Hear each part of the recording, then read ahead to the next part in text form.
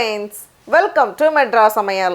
இன்னைக்கு நம்ம Madras Samayalல night சாப்பாட்டுக்கு அப்படி இல்லனா மத்தியானம் லஞ்ச் பாக்ஸ்க்கு பேக் பண்ணி எடுத்துட்டு போற மாதிரியான சோயா சங்க்ஸ் வச்சு பண்ணக்கூடிய சூப்பர் ஈஸியான ஒரு ரெசிபி செய்ய போறோம். இது பண்றதுக்கு ஃபர்ஸ்ட் வந்து நம்ம சோயாவை வேக வச்சிரலாம். அதுக்கு ஒரு panல தண்ணி சூடு பண்ணி வச்சிருக்கேன். தண்ணி நல்லா சூடானதும் 1 கப் சோயா சங்க்ஸ் சேர்த்துட்டு நம்ம ஸ்டவ் ஆஃப் பண்ணிடலாம். இது வந்து ஒரு 10 ல இருந்து 15 நிமிஷம் போல அப்படியே இருக்கட்டும்.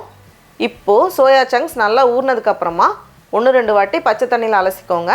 அப்போ வந்து நமக்கு புளியறதுக்கு ஈஸியாக இருக்கும்.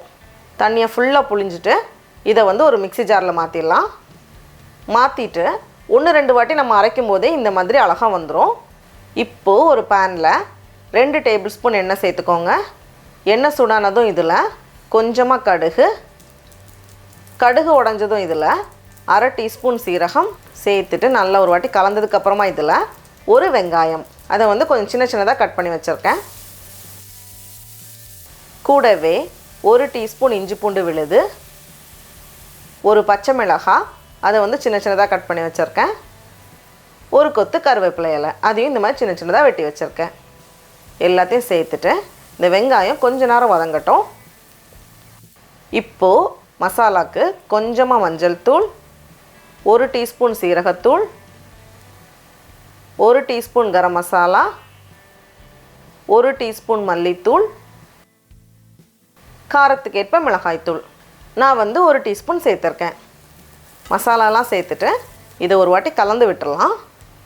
கலந்ததுக்கப்புறமா இதில் 2 தக்காளி அதை வந்து மிக்சியில் மாற்றிட்டு நல்லா அரைச்சி இந்த மாதிரி எடுத்து வச்சுருக்கேன். அதை நம்ம சேர்த்துடலாம். சேர்த்துட்டு மறுபடியும் கலந்துட்டு இதை மூடி வச்சுட்டு ஒரு 5 நிமிஷம் போல் இருக்கட்டும். மிதமான சூடில் வச்சுக்கோங்க. இப்போ பார்க்குறப்போ வெங்காயம் தக்காளி எல்லாம் நல்லா வதங்கி இந்த மாதிரி வந்திருக்கு. இப்போது இந்த ஸ்டேஜில் நம்ம ரெடி பண்ணி வச்சுருக்கோம்ல அந்த சோயா, கூடவே 1/2 கப் போல் தண்ணி, கடைசியாக தேவையான அளவு உப்பு எல்லாத்தையும் சேர்த்துட்டு நல்லா கலந்துட்டு மறுபடியும் இதை வந்து மூடி வச்சுட்டு ஒரு 5 நிமிஷம் போல் வேகட்டும் இருக்கட்டும். இப்போது 5 நிமிஷத்துக்கு அப்புறமா எல்லாமே நல்லா வெந்து வந்திருக்கும். இனி இதை வந்து நம்ம ஓப்பன் பண்ணி வேக வைக்கணும். அப்போ தான் வந்து ஈரப்பதம்லாம் போய் கொஞ்சம் உதிரியாக வரும். நமக்கு வந்து கொஞ்சம் உதிரியாக இருக்கணும். இன்னும் ஒரு 5 நிமிஷம் போல் ஆகியிருக்கு. பாருங்கள், எல்லாமே சேர்ந்து ரொம்ப அழகாக வந்திருக்கு. இந்த ஸ்டேஜில் கொஞ்சம் நறுக்கின மல்லி எல்லாம் சேர்த்துட்டு நம்ம ஸ்டவ்வை ஆஃப் பண்ணிடலாம். அவ்வளோதான், மசாலா ரெடியாக இருக்குது. இதை வந்து நம்ம தோசைக்கு மேலே கொஞ்சம் ஊத்தாப்பம் ஸ்டைலில் பண்ணிவிட்டு மேலே சேர்த்துட்டு நம்ம திருப்பி போட்டு எடுத்தால் கூட ரொம்ப நல்லாயிருக்கும். நம்மக்கிட்ட மீதியான சப்பாத்தி இருக்கும்ல, அது எடுத்தாலும் பரவாயில்ல. அப்படி இல்லைனா நம்ம வந்து ஃப்ரெஷ்ஷாக கூட சப்பாத்தி போட்டுக்கலாம். நம்ம வந்து எப்போவுமே வச்சுருப்போம்ல, அதே மாதிரி சப்பாத்தி மாவு பண்ணியிருக்கேன். உங்களுக்கு வந்து ரொம்ப சாஃப்டாக வரணும் அப்படின்னா பாதி கோதுமை மாவு பாதி மைதா மாவில் கூட நம்ம சேர்த்து பண்ணலாம். நான் வந்து லைட்டாக மட்டும் போட்டு எடுக்கிறேன். நான் மறுபடியும் நம்ம வேக வைக்கிறதுனால ரொம்ப வேக வைக்கலை. இந்த ஸ்டேஜில் எடுத்து வெளியே வச்சிட்டேன்.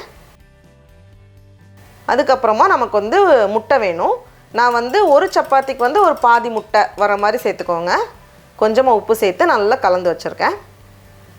இப்போது பேனில் லைட்டாக எண்ணெய் தடவிட்டு ஃபஸ்ட்டு வந்து நம்ம வச்சுருக்கோம்ல முட்டை அதை சேர்த்துடலாம். லைட்டாக இந்த மாதிரி நம்ம ஸ்ப்ரெட் பண்ணிவிட்டு நம்ம ரெடியாக வச்சுருக்கோம்ல சோயா மசாலா அதை அப்படியே சேர்த்துக்கோங்க. கொஞ்சம் நிறைய, அப்போ தான் நல்லாயிருக்கும். எல்லாத்தையும் சேர்த்துட்டு அதுக்கு மேலே நம்ம ரெடி பண்ணி வச்சுருக்க சப்பாத்தி நல்லா ரெடியான சைடு வந்து கீழே வச்சுட்டு நல்லா ப்ரெஸ் பண்ணி விட்டுடலாம். இப்போது இது மேலே 1 டீஸ்பூன் எண்ணெய் அப்படி இல்லைன்னா நெய் நம்ம எது வேணாலும் சேர்த்துக்கலாம். நெய் சேர்க்கும் போது இன்னும் நல்லா வாசனையாக இருக்கும். சேர்த்துட்டு நல்லா ஒரு தடவை ஸ்ப்ரெட் பண்ணிவிட்டு நம்ம வந்து திருப்பி போட்டுடலாம். கண்டிப்பாக எண்ணெய் அப்படி இல்லைனா நெய் சேர்த்துக்கோங்க. அப்போ தான் வந்து ரொம்ப நேரம் அப்படியே சாஃப்டாக இருக்கும். அவ்வளோதான். இப்போ இதை மடிச்சுட்டு நான் வந்து 2 கட் பண்ணிடுறேன். அப்படி இல்லைனா நம்ம வந்து ரோல் கூட பண்ணிக்கலாம். டிஃபன் பாக்ஸ்க்கு வைக்கிறதுக்கு சரியாக இருக்கும்.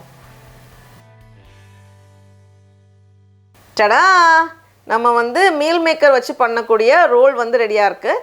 நம்ம வந்து டெய்லி ஒரே மாதிரி டிஃபன் பாக்ஸில் பேக் பண்ணுறதுக்கு இந்த மாதிரி கொஞ்சம் வித்தியாசமாக நம்ம ட்ரை பண்ணலாம். இப்போ நம்ம டேஸ்ட் பண்ணி பார்க்கலாமா?